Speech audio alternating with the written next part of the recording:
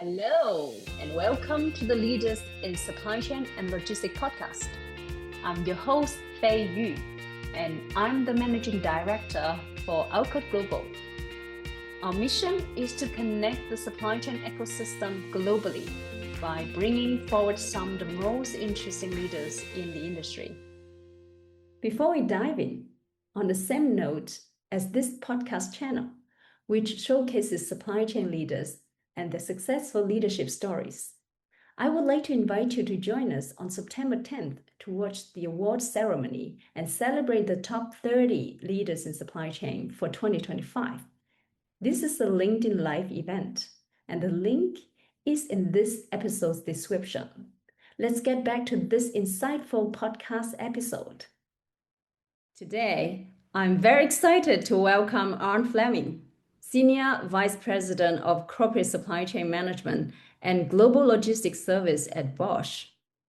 Now, you might know Bosch for its power tools or home appliances, but it's also a global giant in mobility, industrial technology, and connected solutions. Behind the scene, Arne is leading one of the most complex and far-reaching supply chain in the world. In our discussion, we'll explore Arne's leadership journey, how Bosch manages supply chain operations across multiple industries, and what the future holds for global logistics in an increasing turbulent world. As SVP, Arne oversees purchasing and logistics for Bosch's vast global network, impacting over 30,000 associates and supporting a business size of 90 billion euro.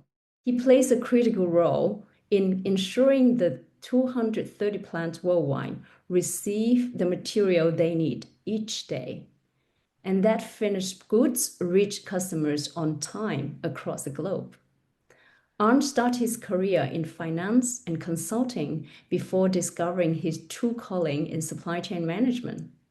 He has since held key logistic leadership roles within Bosch in Germany and internationally. What drives him? A passion for the intricate interlocking gears that make global supply chain work, and a deep appreciation for the pragmatism and collaboration with the supply chain community. Beyond his professional achievements, Arne holds life hobby with his family living in South Germany, and he has a unique hobby that is called breeding coral. He appreciates it and approaches it with the same discipline, curiosity, and precision that define his leadership at Bosch. Arne, it's a real pleasure to have you on the show. Welcome. Yeah, thank you, thank you very much for this invitation. So I really enjoy it, and thank you for this nice introduction. All right, I didn't know that Bosch is so huge, and that I actually got to hear Bosch before knowing you, before using any Bosch product, because one of my best friends who come from Shanghai got the scholarship from Bosch, and she actually got to study in Germany in the Karlsruhe University to study engineering, and that's all supported by Bosch. A very impressive program. Yeah, I think Bosch is the brand is very popular. So one of the most popular brand or well-known brands in the world. But the people have always something different in mind. So many people come from the consumer perspective, so they know the brand from the consumer side. So we do refrigerators, we do stoves, we have also divisions for home comfort appliances, heaters, and so on, power drilling machines. We also have divisions for industrial equipment, for machinery equipment. But what is maybe not so popular is that we are also the biggest tier one automotive supplier in the world. So this is a major share of our business is automotive production. But we have also some special businesses. So for example, we have our own semiconductor fabs. Yeah, so we produce also semiconductors, some special semiconductors. So we call it microelectronic sensors. And basically in all these wearables, also mobile phones and so on, there are parts from Bosch in there. So everybody uses parts from Bosch, yeah, I'm sure. And everybody had already contact with Bosch products. Yeah. Mm-hmm. Yeah. And if you would use one or two sentences to explain the company in big picture to a friend or your mom who doesn't know the business, what would you explain to them? Yeah, so we, as I said, so we use a lot of things, but our slogan is invented for life. Yeah, this is not a slogan only, this is also a purpose. So everything what we produce is for the purpose to make the life better for the people. So many in many aspects, in many areas, but you cannot really focus it on concrete or very limited areas. So this is a huge company with 90 billion euro turnover, as you said. So, but what is all together is a purpose invented for life. We like to do, we like to produce things which makes the life easier for the humans. And I just read like the scale, it's enormous in across different sectors, 90 billion. And then your title is also big and heavy, right? Senior VP of the corporate supply chain and global logistics service. What does that actually look like in your day to day? Could you walk us through? Yeah, so first of all, I think it's necessary to understand a little bit the structure of the company. So it's a huge company with different products. Yeah, so we have basically 10 main divisions. So we are organized in divisions based on a product and market criteria. So we have this profit and loss responsible divisions, but we have in addition also some group functions, yeah, which we provide for the whole group on a cross divisional level.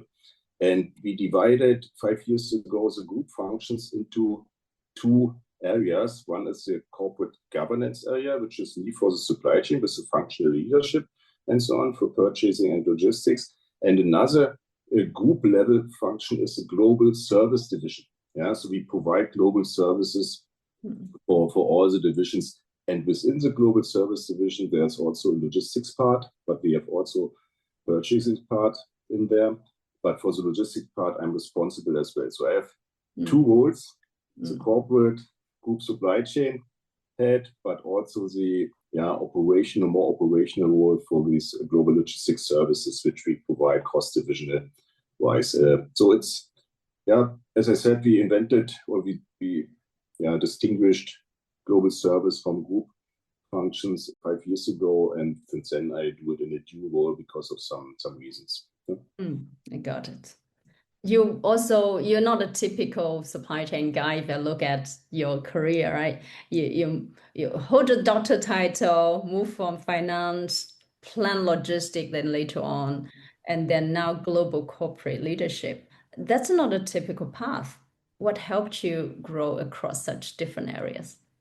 Yeah, so first of all, in our company, we have two ways of career paths. Yeah, so we have the commercial path and we have this technical path. Technical is more the engineering, the sales area, and we have this commercial path with more this financing, supply chain, or purchasing, logistics, but also HR, accounting, those kind of things. And I must say, yeah, that's why it's always a move in between if you like to make career within Bosch. And I must say it helps a lot. So I started my career also with my doctor's thesis, with my consulting activities in the financing area. But we in Germany, we have also this controlling approach. Yeah, it's not cost accounting. So in the American understanding, there's only cost accounting and financing accounting. But we have also this controlling approach. And this means there's more this psychological aspect, how to steer people with KPIs, what happens if you set KPIs, if you make things transparent. And this helps a lot also in my leadership, also for the supply chain area. And I also bring definitely a strong focus on cash flow and savings because I have also that knowledge. And that's why this combination is, from my point of view, very good to combine both.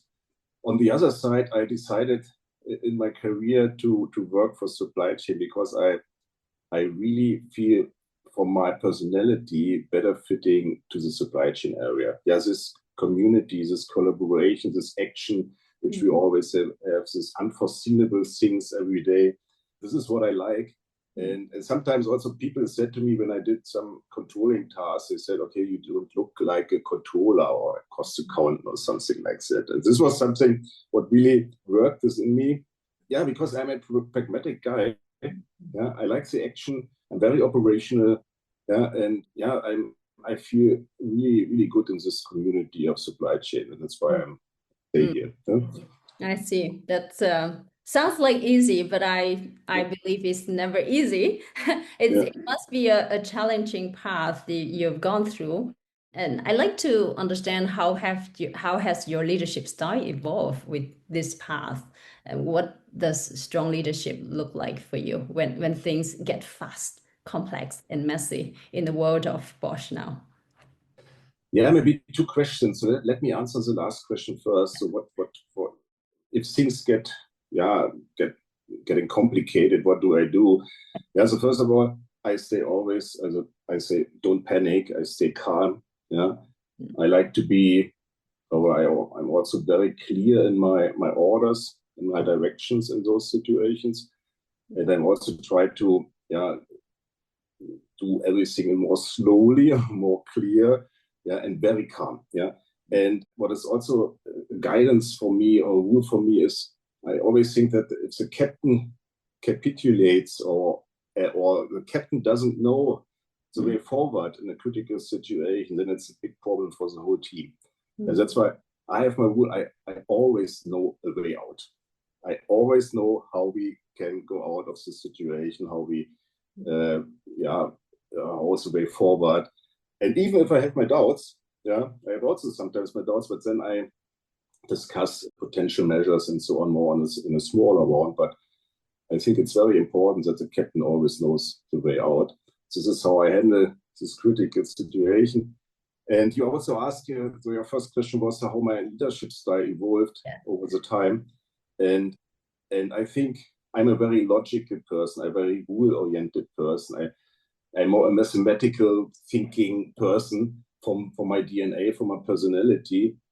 And I learned during my career a lot of intercultural differences, also about human behaviors and so on, how people interact in societies, in huge societies, what brings people together, how opinions are, or how the people build up opinions, how emotions impact opinions at the end, those kind of things. So all this magic in between humans.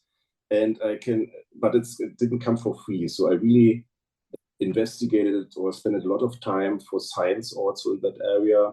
I really tried to train myself in that area. And I can clearly propose to everyone who is more on this logical side to really discover all this magic by reading, by really investigating the science about that. There are also rules behind, clear rules, and it makes really fun to discover all the rules to make this magic between humans maybe more transparent for themselves at times.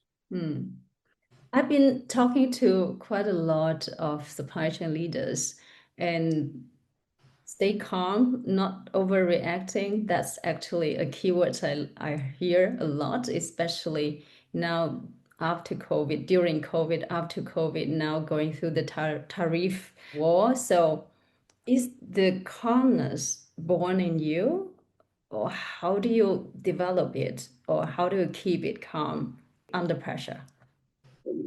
So I simply, this is also how I would like to be steered at the end. So I think it does not help to be hectically or to go into panic so it really needs clear thoughts, clear direction, clear advice, clear orders, and a panic does not help. And this is also what also in this way I also like to be steered myself. My trick is meditation. I don't react. I go sit and see, let it sit a bit before I react. No, I don't need so much meditation. I would say so. It's in my personality. If it comes if it becomes complicated, I'm more quiet and more consistent in everything I say, more calm. That's a blessing, quality, a great quality of leadership. So now we were talking about calmness, right? Then you also need agility at the same time. And Bosch is over 135-year-old, correct? Yeah. I'm not sure, almost 140. Okay, 140. Well, even how does such a legacy company and huge company stay agile in logistic and supply chain innovation? Because we actually hear a lot, right, from the innovation at Bosch. How do you keep that? Yeah, so as you said, we are 140 years old, so we also survived the Second World War, in the First World War. Yeah, so many things happened, many crises. Even in my time, we survived the semiconductor crisis, the COVID situation, and we see also now a time where there's very fast change of technologies, fast changes in this geopolitical environment. So it needs the capability to continuously adapt. Yeah. Yep. And this is something what is in our DNA. Yeah, I would say we always have discussions about the right approach, and I think this collaboration attitude which we have, and also the discussion attitude, helps at the end. And was always something what's in the DNA.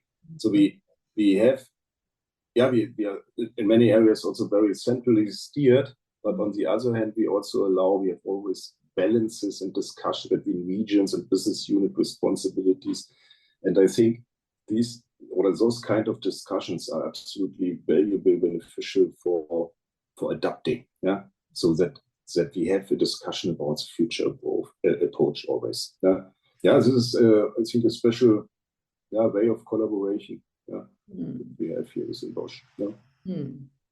I see. So within the DNA, but then you need to constantly challenge each other. Yeah, exactly. In the collaborative environment. That's how you keep the company young in an old company. Yeah, exactly. And there's not only this one old manager who steers everything. There is a dialogue about the right approach, and this helps. Sometimes also, or it needs a lot of effort. Sometimes, clearly, but at the end, I think we get the right approaches, and sometimes there are also nuances in between. But this discussion had. I'm deeply convinced. I will challenge you now. Let's say you could redesign Bosch global supply chain from scratch, no legacy constraints, clean and clear whiteboard. What would be your 3 non-negotiables? Yeah, very interesting question. So I really difficult to answer. So there are 2 aspects. From my point of view, I have a clear target operating model in my mind. So we have a vision for the supply chain. So I could say, okay, this is if you really start from scratch, I would build this target operating model right from scratch. Yeah?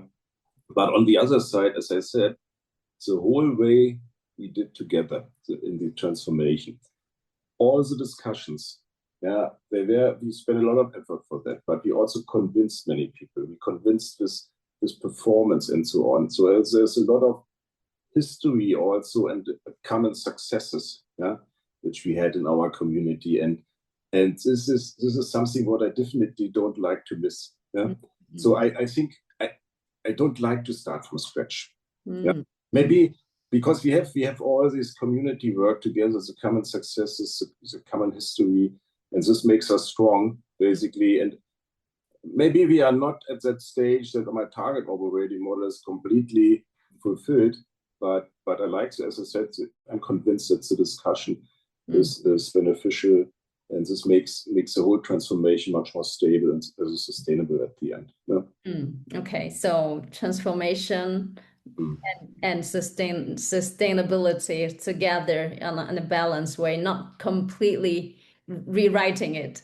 That's what I heard. Yeah, exactly. Yeah, okay. And now looking back with your career, what is the one transformation project that Bosch at Bosch you're really feeling proud of? Yeah, so I think in the last 10 years, I was working on the logistics supply chain transformation, more on the logistics part. Yeah. So you have to know that we as a company with a lot of history, we come from an organization where logistics was only executed. So every task in logistics was only executed at the plant level.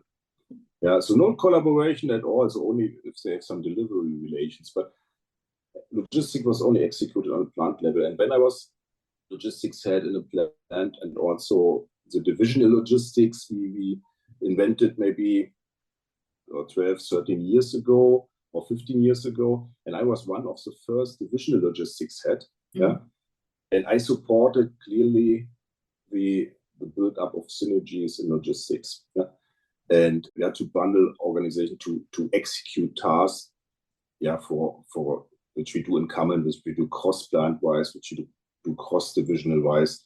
Yeah, and this is something where I spent most of my time, most of my effort to transform the supply chain organization into a more efficient, more synergy-oriented organization, but in regional clusters for sure. Yeah, so I always say we bundle the organization in order to regionalize it. And we have now on a cross-division level more than 3,500 associates after 10 years. So this is really a huge journey which we did together. And I'm not alone responsible for that. That's always a team, you know. A big thank to the whole team for doing that, for the whole support. But this is definitely something where I did my impact here. And what is the number one priority for you now? For me now, so the number one is not really, it's difficult to say. So I always, because many people also work on different aspects of the supply chain activities. And I think every person does an important job for the supply chain. Yeah. So maybe I have some priorities. This is for sure this tariff thing right now. This is clearly the highest priority, but I don't like to make the decision here between priority one topics and priority two topics, because everybody does their job here in our company, and everybody gets their salary because these tasks are important for the company, and this is a feeling which I like to give to all the associates. So you juggle with the many balls at the same time. Yeah, sure. Okay. Yeah, and many things are important, even small ones. That everything works together. But this is supply chain. It has to work like a machine. There's many small parts, but even small parts small tasks within our organization can cause really big problems if they don't work. Yeah. So everybody is important here, even a truck driver or a guy in a material section area or whatever. So I don't differentiate it so much.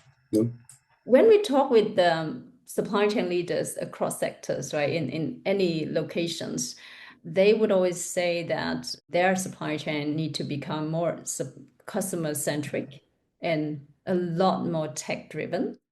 With that trend, what skills do you see the future supply chain leaders really need to have in order to thrive?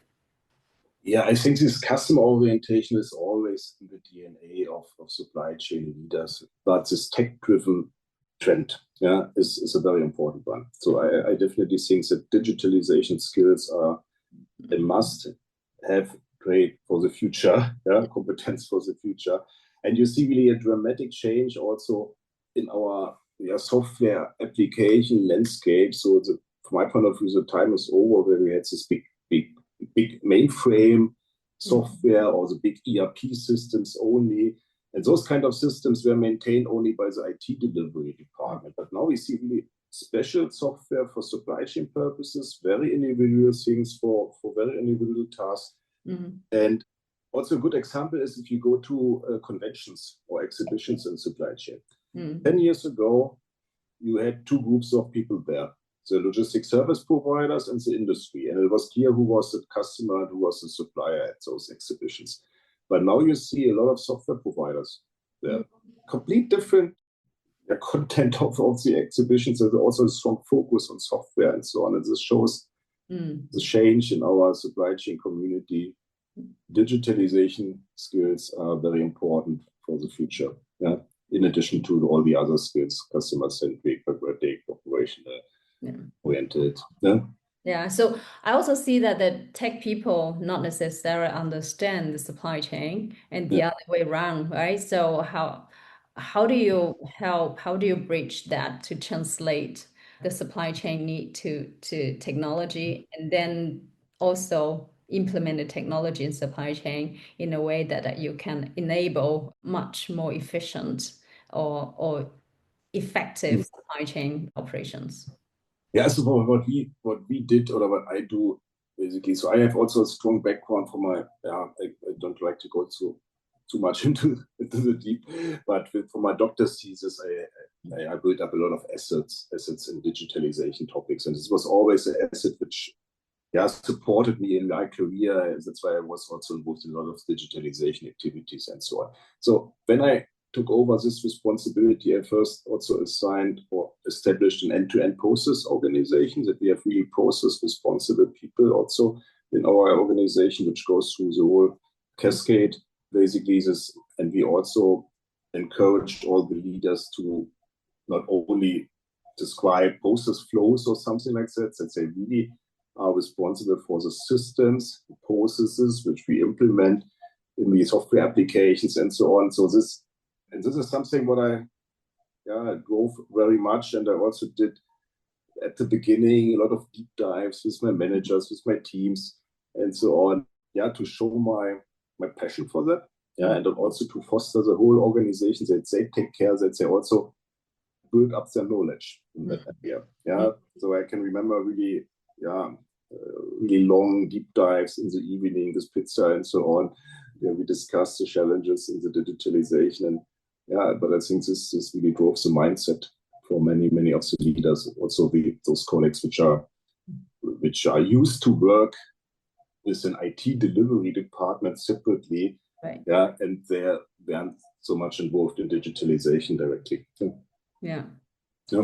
Now comes to the talent, right? You were talking about the skill set. Like when you are hiring, what do you actually look for? There are plenty of CVs in front of you. What makes someone really stand out to you? So the CV, if you look on the CV, that's sometimes difficult to really evaluate a person. I look on cross-functional moves, international moves, also on the scale of leadership size. But for me, an interview is very, very important, because I look on two aspects basically. So first is curiosity. So I think curiosity is a driver for lifelong learning, also for being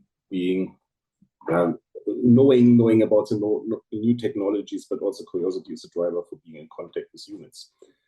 Curiosity on humans, and I look that people have also curiosity or show curiosity also outside of their career. So what do they do outside? Do they have some special hobbies, for example, or that they are simply curious people?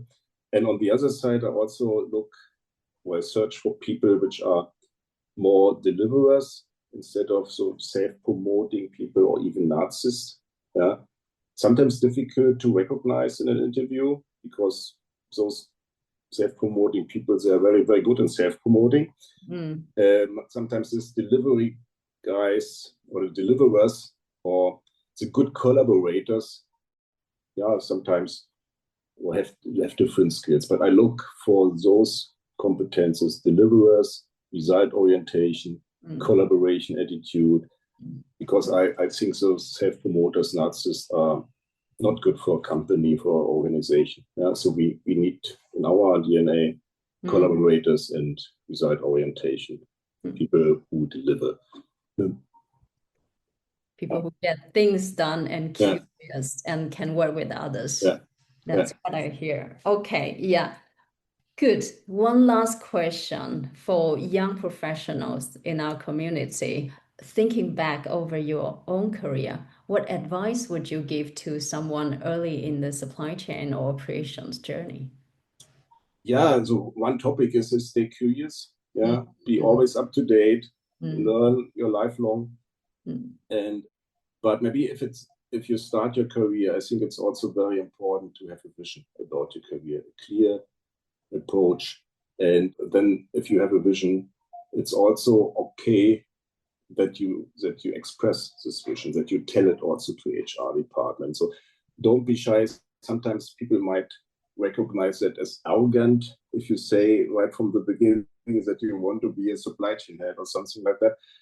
But I think it helps, and it also is necessary for this personal attitude, what you like to be in the future. And if you bring the right competences, the right education level right from the beginning, why not to say that you want to be head of supply chain? That's totally fine. Yeah, it's not bad. And I also would say, okay, try to come into first leadership positions as soon as possible.